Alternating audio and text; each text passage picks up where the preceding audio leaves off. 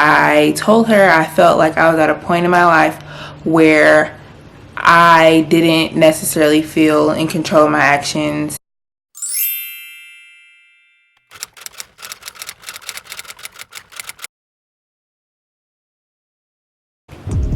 Hey everybody, it's jaemommma. Welcome back to my channel.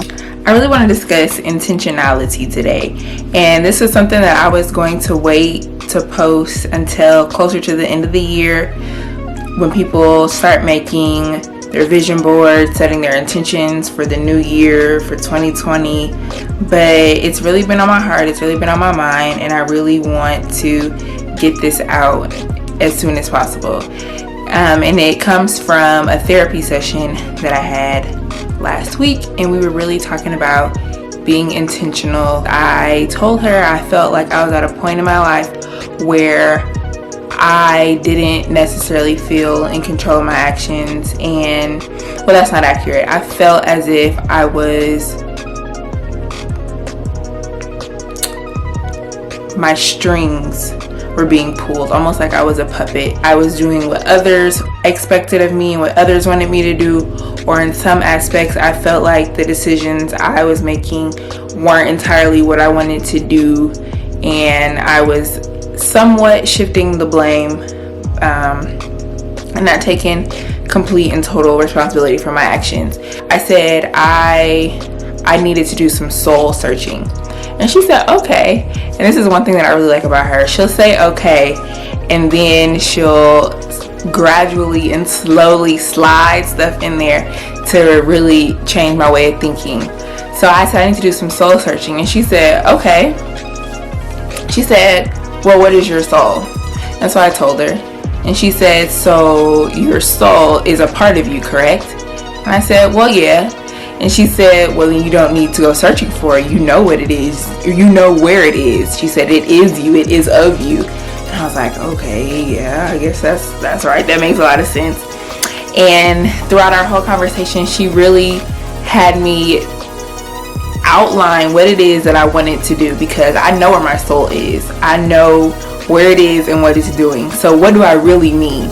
She always challenges me to say what I really mean, and going along with saying what I really mean is doing what I really mean. She asked me, when you say you want to soul search, what is it that you exactly or specifically want to do or need to do? What is your outcome? What do you expect? And I said, I don't really know. So we wrote out some things and we talked about it, and what it came down to is she told me I needed to be more intentional. And she said, well, how do you become more intentional? And she said, it's not even about the grand things in life. You don't have to go back and get your PhD. You don't have to purchase a new house or a new home. You can be very intentional in your everyday life. You can decide that you're going to wake up at 9 o'clock, or you can decide that you're going to wake up at 7. Well, why are you going to wake up at 7? Well, I'm going to wake up at 7 because that'll give me about 30 minutes before my son wakes up. This is an example. She said, if I wake up at 7, that'll give me 30 minutes before my son wakes up, and I can meditate and I can do yoga, and then my son will wake up and I can be fresh and ready for him. Or something as intentional as wearing a coat versus a jacket. Well, the weather is going to be 43 degrees today, so I'm going to put on a light jacket versus wearing a coat and a scarf and a hat.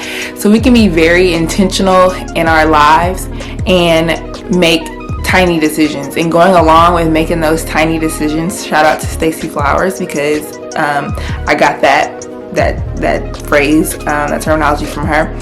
But when we make these tiny decisions and when we're very intentional, we can begin to regain purpose and regain control of our lives. It just really reinvigorated me and really rejuvenated me. She said, be intentional and do what it is that you want to do. So I left that therapy session and somehow I ended up at Marshall's.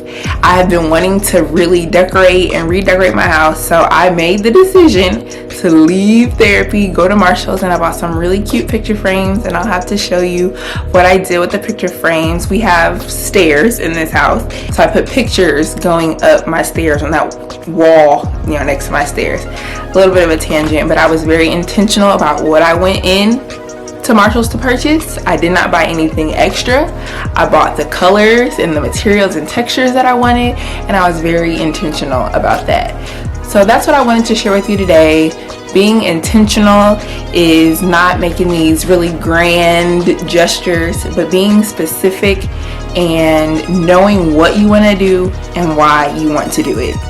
So I hope you enjoyed this video. If you did, drop me a comment and let me know what are some things that you wish to be more intentional about during the next year and for years to come. Let me know down in the comments, and I cannot wait to read them. Be sure to give this a thumbs up if you haven't, like, subscribe, and share with your friends, and I'll see you next time. Speaking of intentionality, I wore this hat intentionally because I want you all to check out where I got it from, and I'll be sure to put the link down in the description. My cousin is the CEO, CFO. She's the founder and the creative director. She's everything in her fashion company, but I love the stuff that she has over there, and she's working hard. So if you want to support another Black-owned business, go ahead and check out the stuff that she has over there, and I'll be sure to link that down in the comments.